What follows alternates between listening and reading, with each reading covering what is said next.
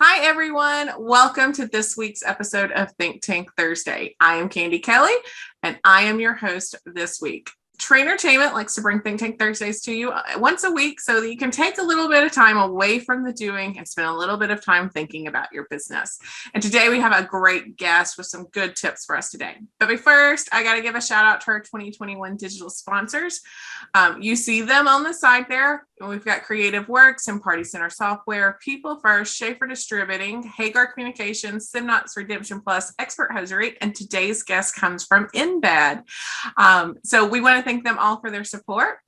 But we have John Keys here from Embed. So why don't you take a few minutes to tell everyone like what you do at Embed, what Embed is, and kind of how long have you been in the industry? Hi, Candy. How you doing? Good. Good. Well, my name's John Keys, and I've been with Embed for a little bit over 6 years, but I've been involved in the industry directly and indirectly probably over 20 years.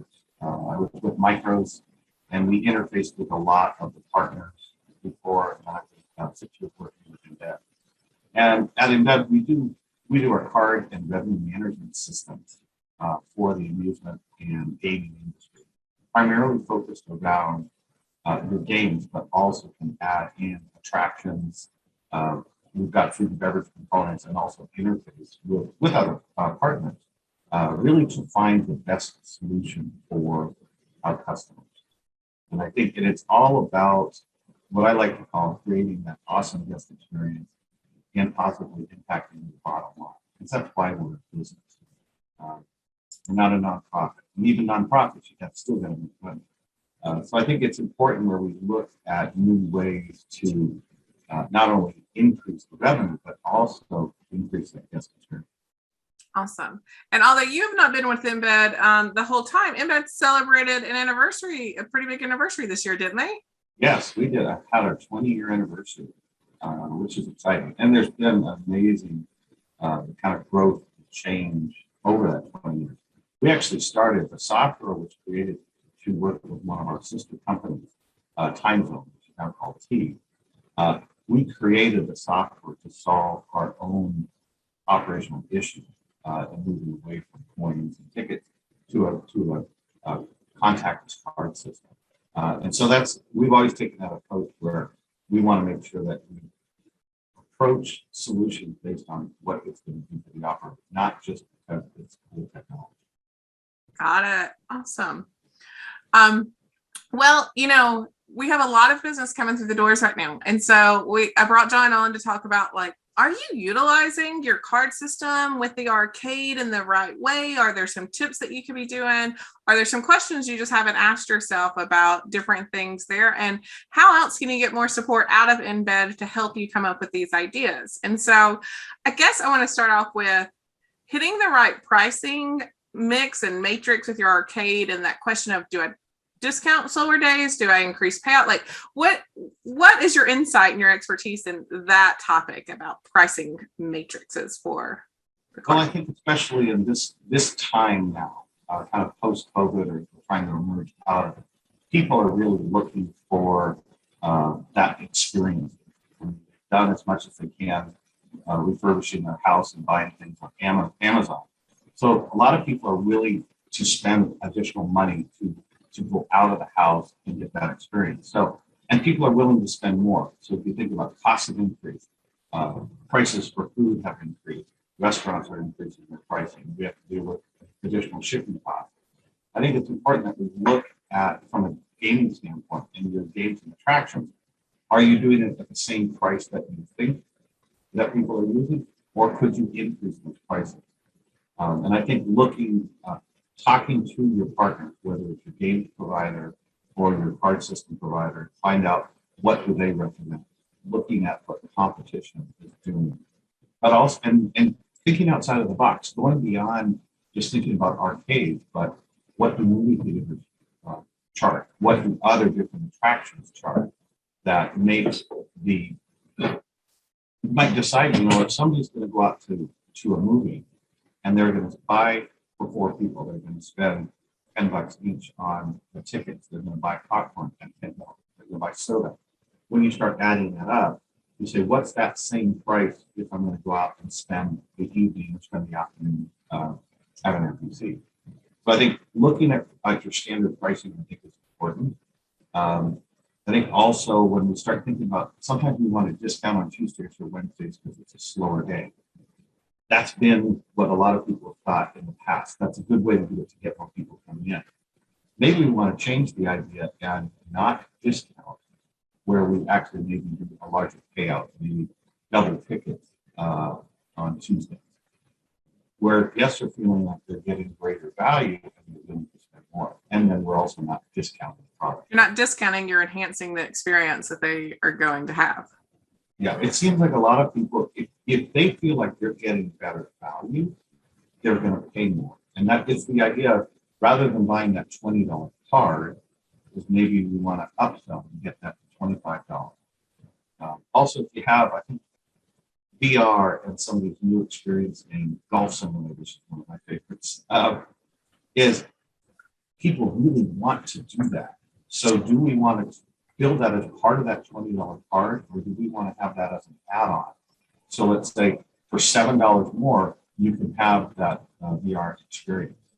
Now we've just taken that $20 card and increased it to $27 and maybe bumped it up to $30, creating a better experience, but also that money goes directly to the bottom line. I'm not surprised golf simulators are your favorite. I believe during the pandemic you created your own like golf putting thing in your basement or something. The garage. Yeah. I have the putting, the chipping. I went out and got AstroTurf and even got an old style, slide projector. Mm-hmm. Downloaded like the 10 of the iconic pictures of golfing around the world, so I can feel like I'm at Augusta or somewhere else. You get all fancy with it, but that's what we all did in 2020. Yeah, well, and it also brings up, as an example, groups like there's Topgolf, and there's a lot of other golf groups out there where you're spending a significant amount of money to have that experience, and it's not just golfing, because I think they have a version of Angry Birds. So now you're thinking of somebody taking golf, but now they're bringing the attraction. So then maybe on the flip side, maybe you put in a golf simulator out in the location. Again, creating that, you're not necessarily, you can complement what people would be doing at another venue. So I think it's important to thinking about, again, what's in your area? What are people looking for? Is there an opportunity where you could do something that nobody else is doing, or could you complement? You may not have this data off the top of your head because I did not pre-warn you for this, but what percentage of the cards are purchased at a kiosk versus like a POS system? Is it higher numbers from the kiosk? Well, it usually is. Okay. Well, it's not always. I mean, I would say that the two figures that we look at is you're probably going to have 60 to 75% purchase through a kiosk if it's marketed well. One of the things I've seen places where as soon as you walk in the door, you have one or two kiosks. So it immediately directs people to the kiosk. So they don't have to stand in line. They don't have any questions. They get the game card and they start playing. If you have it tucked around the corner, more people are going to go to the point of sale. And so I think that's positioning, I think, is important. And you really want to look as far as where you can put that to make it easy for the guests to get their cards or top up the card. Mm-hmm. The other one is, I think we've seen a lot where cash is going away. More and more, I would say 60 to 70%. Similarly, they're paying with credit card as opposed to cash. In some places like Canada, when taxes are so high, they're having a kiosk where they don't even have a coin and bill it something. They're just a credit. So that's another way, because it's not only efficiency, but how do you get people to like. Got it. Yeah, I was just asking about how many were sold through the kiosk because I know we're in a staffing shortage for the world. And so, those upsells that you were talking about, instead of taking a $20 card, adding a VR experience for that $7 or $8, whatever one may charge for their VR, and adding that to where it makes it a heightened experience and doesn't just lump it into the normal arcade games. And we have all that turnover. And so people are probably like, oh, but I can't train my staff to always do the upsells correctly because I'm they're coming in as soon as they're leaving. But if 60 to 70% is sold through a kiosk, I think you need to pay a lot of attention about how that kiosk is set up. And so are there options there for the customers and how they have that kiosk set up and what they can add to it and the questions that it asks as I'm reloading our first time purchasing my card? Yeah. You can do it with kiosk, but also you should be able to also duplicate that at the point of sale. So you can have that lead through to make sure that your staff is asking the right question. Now, obviously, the kiosk, the advantage of the kiosk is it's software based, it's hardware based. They do it the same way every time. So normally, when you're looking at a kiosk, you're going to start with, okay, I want to purchase a card. Okay, how many cards do I want? I want 1 or 2. What type of cards do you have? That's the first step that you need to look at, is making sure that you have a select amount of real estate, usually about six different card types you can choose. You want to make sure that you're positioning that right. I don't necessarily want to put in a $5 card. I really want to bump that up. If your average spend is $13, then maybe you have a $10 card. Maybe then you go 10, 20, 50, or maybe you put a $40 card in the middle. So how do you maximize that first choice? Then you can do the upsell. Obviously, you can have bonus dollars for you spend $50 and you get $10 bonus. But we can also do, in a lot of cases, with systems, you can do an upsell for $2 more when you get $5 extra value. Then you can go in and choose that VR, that ropes course, some of those attractions, or you can just do a simple thing like all you can play video games for an hour. We're taking that $20 card, adding $2, adding $7, adding $5. Now we have created that experience where they can now spend several hours and didn't really have to talk to anybody. Obviously, you can do the same thing with the point of sale. And I think that's important that you have consistency everywhere that you're going to be purchasing and reloading cards, that you have that consistency so guests get used to that. You don't want to do it to the extreme. Sometimes if you try and upsell too much, you don't want too many questions. I always say, categorize it in a couple of things, like, or highlight a thing a month that you're working on, track the data points for those. That way you know what works best in those upsells. But you don't want to overwhelm the mom or the dad who's trying to get the card for the kid. And I just want this card. Like, it has to be fast and easy, because if you make it too complex, I know sometimes, like when I order food online, and if they ask too many questions, I go, I'll go in or I'll go somewhere else. You got to do that balance. Which it's always my biggest tip is, don't just set something up and then expect your consumers to go through. Once it's set up, be a consumer, be your own guest, and go and buy the card. Like, go through all those steps as the user, so you really know what that experience always is. I'm assuming whatever we set up in the kiosk and all of that, if I have mobile wallet, can be set up almost identically in the mobile wallet as well. You can, and mobile wallet is our application that you can basically register with a card using your phone, and then you can use that phone to check your balance, top up the card, and even start to. You can have the same item as you do on a kiosk, or you could have, let's say you want. Now, this is where the marketing comes in. I think this is an important piece where we go beyond just the technology. Now you have brought a really good point. Get your staff to go through the process of purchasing the card. Ask them, was it easy? How did it work? Any questions? Get your marketing team to look at that too, and then decide, as an example, we want to promote the mobile wallet because it's contactless, it's easy, and there's usually an opportunity that we're going to sell more. You're going to increase the spend. Because if I'm playing a game and I run out of money, I don't have to go anywhere. I can just reload. But from a marketing standpoint, working with the marketing team, you may want to offer additional benefits, additional bonuses if people do that online as opposed to on a kiosk. So consistency is one thing, but you also may want to offer that extra value. And that's where I think that's where the fun comes in from a marketing standpoint. And the thing to remember about that is try it. If it doesn't work, you can always go back. Sometimes there was one person that did an increase. They increased their prices on Friday and Saturday night by about 10%.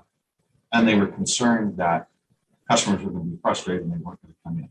We saw no decrease in volume, and the money went directly to the bottom line. So it's a nice thing. You can make these changes, and if it works, great. If it doesn't, you go back. Yeah. You were talking about, inviting your marketing department to look at some of these things. I think that there's lots of creative ways. I worked with a client who was kicking off their VR attraction. And so it was new, brought in, wanted to get more people through it, just to get them to start talking about it. So there was a buzz about it. And so they created one of the levels of their card that it automatically came with 2 attempts at their VR attraction immediately. But you had to get to one of those higher level cards. Like I think it was at $50. Then you got that, and it was part of that bonus for buying that level. Packaging is great. I mean, if you think about it, in restaurants, you always have like the deals, which combine them. Sometimes when you're going to travel, you do packages. We'll do that. Do the same thing with your game, and with those attractions that I think a lot of times people are moving games around, keeping it fresh, maybe introducing a game, coming up with new ideas.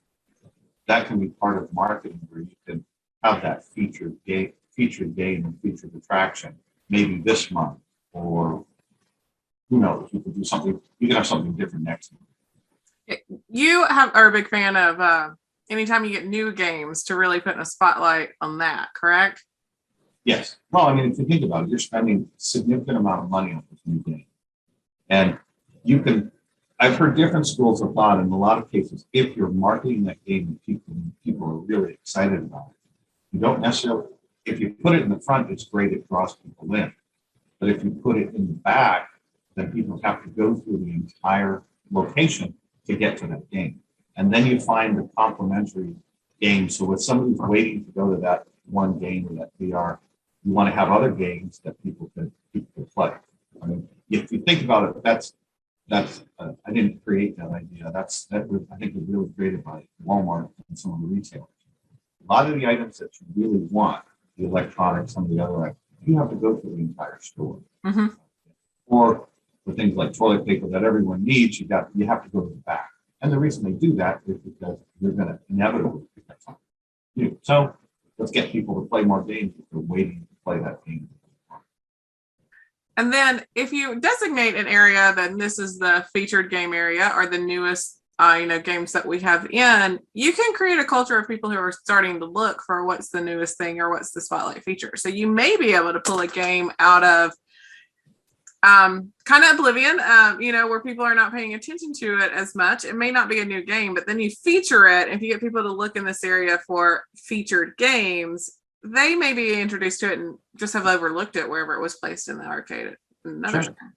Well, I think you brought up previously during your talks and things. You need to present things to people in different ways. You need to present them multiple times for people to get it. And so I think coming up with new ideas and not only challenging your vendor partners, but also challenging your staff. You have people working and saying, hey, what do you think is cool? What's exciting for you and your friends? And why you like that? Then you might be able to take that game that's an older game, but do a little bit of a spin on it. Because it's all on how it's presented. In my personal days, I worked for a children's entertainment concept that dealt in inflatables. And it was funny. We would, twice a year, just take the inflatables down and then just rearrange them in the room. We didn't buy any new inflatables all the time. We had always rearranged them. I mean, we did buy new inflatables sometimes, but we wouldn't have sometimes. And people walk in and be like, oh, you guys got all new stuff. Like, this is so, and I'm like, nothing is new, but thank you. It's a fresh look. Yes. Even getting your staff to encourage people, hey, have you seen this? Have you played this game before? Again, creating that excitement. I think people want to be educated. They want to be given different options. And sometimes if we just bring something up to people, it's a great way. And a lot of the stuff that we're talking about, you don't have to spend any more money. Mm-hmm. This is just taking a fresh look at what you're doing on it. Got it. So we've talked about, some of the packaging and stuff. Are there any other ways that you think the card system can be better utilized to enhance the guest experience? Like, what else can people do? Oh, there's so much available in the software. I think a lot of times people are saying that in the technology, a lot of people say people are using about 10%, maybe 20% of the functionality that's available. But one of the things that I would recommend is spend some time with your vendor partners, whether that's your card system provider, whether it's your games provider, to see what they would recommend. Because in a lot of cases, and it isn't just necessarily the salespeople, because sometimes it's the technicians and the installers are the ones that may be able to say, hey, you're doing this, and here's what another group is doing. Or for your customers, that you've got a lot of transient customers, so you might want to approach things a little bit differently, as opposed to if you have a lot of people who are local. So I think asking the questions is a great way to get new ideas. We did that as a team right before our Amusement Expo. We kind of had a session in the afternoon before the show started. It was like cool stuff. And it was what some of our head programmers and installers thought was really good, but not many people knew. And so it gave our sales team really an idea of, here's a lot of tools that may not cost any money or could be easily implemented that they could get a great benefit from. And so I think asking the questions internally and also asking questions of your partners, I think, are critical, because it's going to be those little things that could have a huge impact. So what I think I hear you saying is that this is a two-way street. The operators need to ask the questions, embed and the card providers and all that need to suggest things out, but it should be an ongoing conversation between your vendor partners and your operations. Oh, I think it has to be. I mean, you're spending a significant amount of money and you're making an investment that's going to go for years. So how do you leverage? And I think, and we've done some of this like on Pure Talk. You ask those questions, and it's all the same thing with Think Tank. It's, let's get some ideas of how do we leverage? How do we think a little bit outside of the box? And I think continuing with that is just going to allow you to build that or get a greater return on the investment that you've already made. Got it. What's the most creative promotion that you've seen? I think the one that really caught my eye, because I was always thinking of reducing the cost on like Tuesday or Wednesday. The one that kind of was really, and I didn't click with me until somebody explained it to me, is where they were increasing the prices on Friday and Saturday. And they used the analogy of saying, when you go to a hotel or you do a flight and it's during, let's say, the Christmas season, you're paying significantly more than you would during normal time. A lot of times in restaurants, prices go up. You've got lunch prices and dinner prices.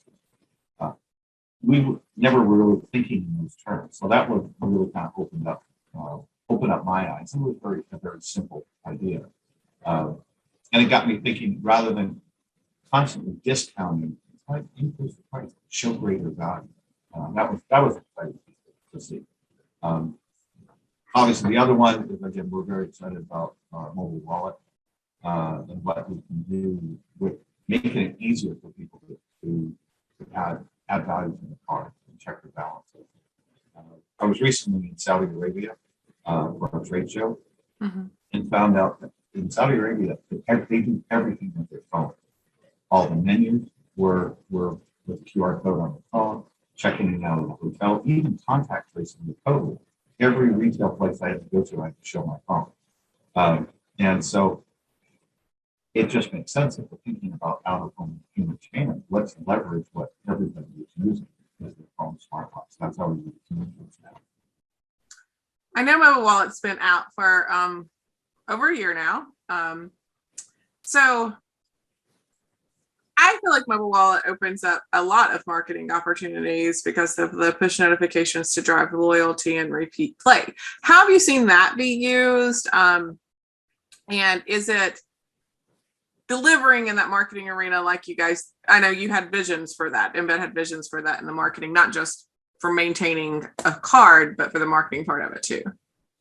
I think there's definitely an advantage to that because you're capturing more accurate information when people register online, especially if it's tied in with Google and Apple Pay, you already have that information.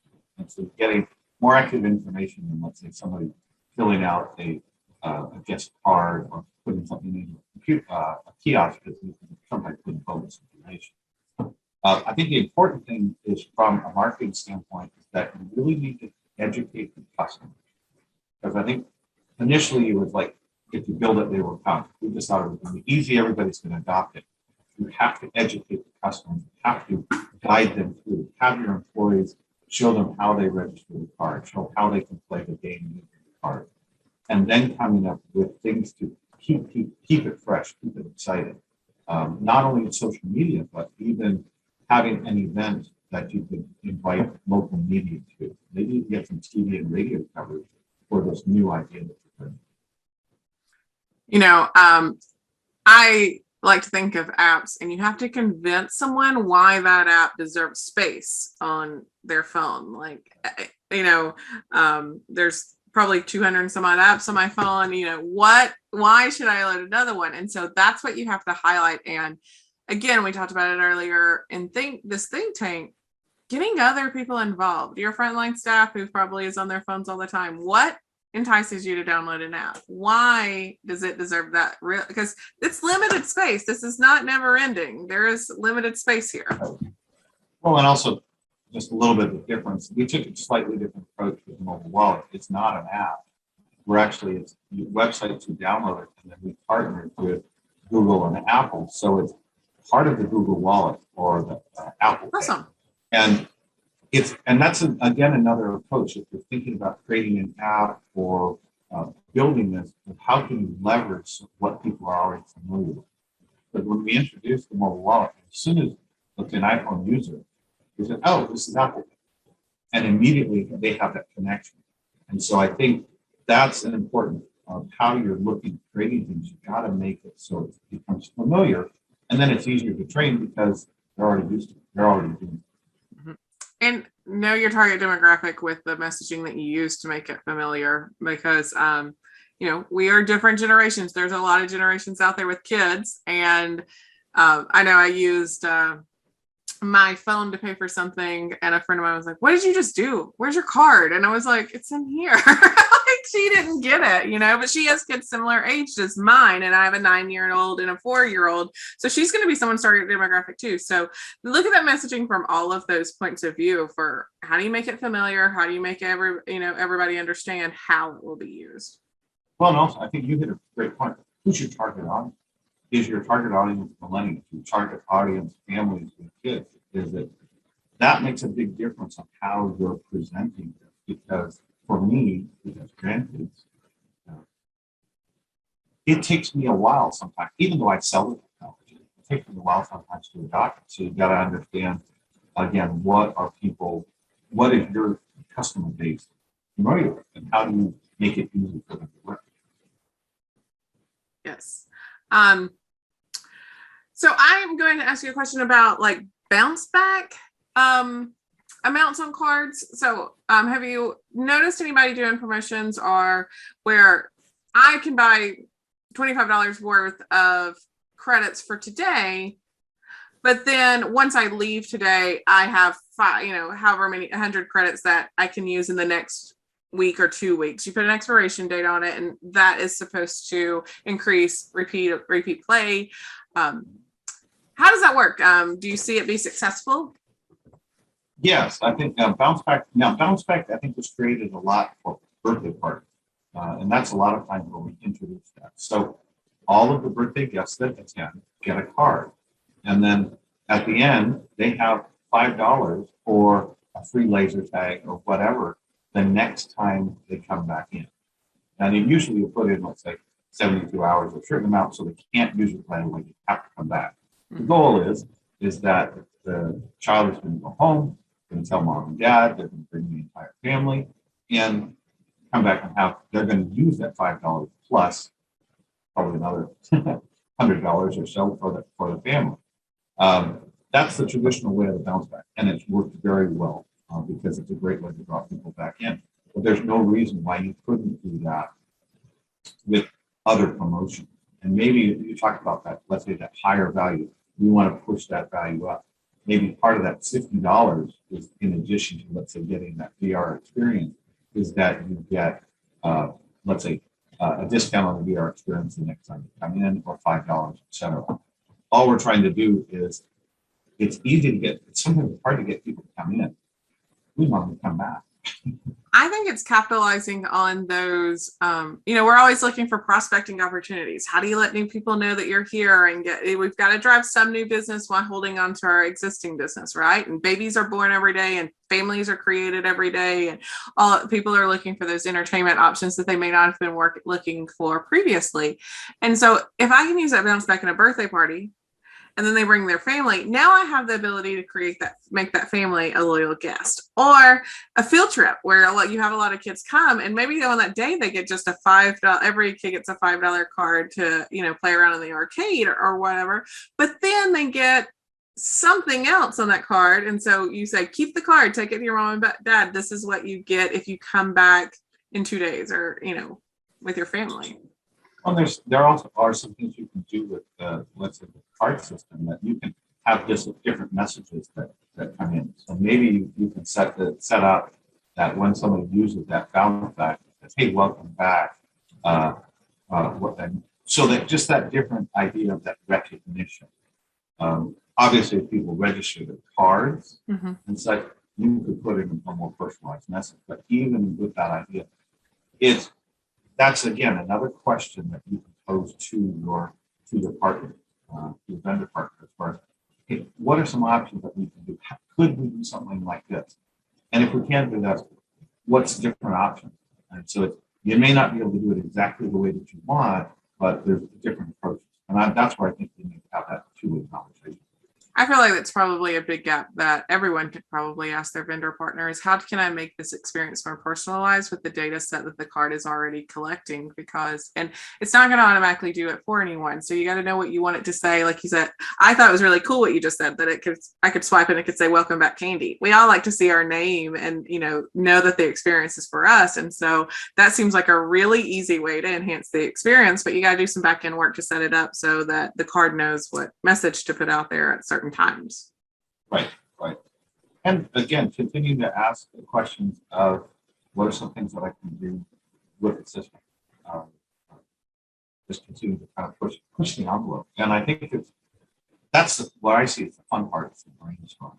And so rather than, let's say, a partner coming in, okay, what do you want to buy today? It's like, well, let's talk about what you currently do, how can we leverage that, and really kind of grow this. And I think that's where the fun thing comes in. What is your take on credits versus dollars when it comes to what you put on the card? Well, there's different schools of thought on that. I know, and I'm not a tax lawyer, but I know that there's certain states, if you put money on a card, and we always talk about the float. So let's say you put $20 on a card and there's $2 left. If that $2 is never used, you've received that money, but it's not been allocated. But sometimes from a tax standpoint, if you call it dollars, then you are taxed on that float amount. And again, I would consult your tax accountant or your lawyer. If you convert that to credits, then that basically the money's already recognized in the credits, and you don't have that same type of liability. Now, if you're using the card system for things other than games and attraction, let's say you also want to allow people to buy food, then it makes a little bit more sense to do it from a dollar standpoint and do what we call we call it e-cash, but it's really deferred revenue. If you're going to treat it like a true gift card, when you put $20 on it, that's received on account. You don't recognize that revenue until it's spent. And that's different from, I would say, 80 to 90% of operators out there. They recognize that $20 as soon as it's paid for, and then the games you play. So sometimes from an accounting standpoint and what you want to accomplish, you need to just kind of make sure of how you're setting it up and how you're tracking it. Interesting. I never even thought about what you just said about the it's viewed as money, and then the float and what you can do with that. I know that in my operational days, we dealt with that with gift cards. Like we were in multiple states, so we had to take the strictest states regulations for the way to handle gift cards, which basically said we could never take that money back. So it ends up this floating liability and then we have to like tag it. It's got to be sit there for 20 years or something like that. Then you have to file all this paperwork to be able to say, this money's never going to be used. What can be done with it? And it will change from state to state and country to country. I know, I think in like the Middle East, that they have it where they can expire point and that value after like a year if they haven't been used. And so a lot of times that if you really, and actually this brings up a really good point. A lot of times when people are building systems, they approach it from an operational standpoint. How do I want to price the gains? What are the details? What they often have to forget is accounting. In the end, when you go live, accounting needs it in a certain format. So I usually say we need to begin with the end in mind. We need to get your accountant and your finance people involved to say, how do you want this reported? So as we're talking about gift cards or game cards, are we going to capture all the revenue immediately, or are we going to go deferred? How do you want the department set up? How do we want to manage inventory?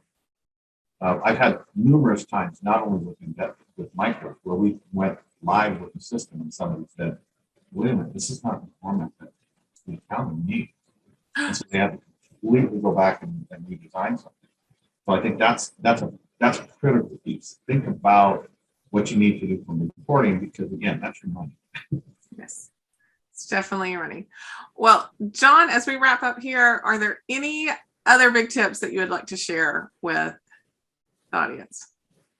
Well, I guess the one thing that I would say is continue listening to Think Tank Thursdays. If you're not attending the Peer Talk, continue to attend that, because I think talking with people in the industry now worldwide has been a great way to get ideas, and you're able to bounce ideas off of the people in the industry.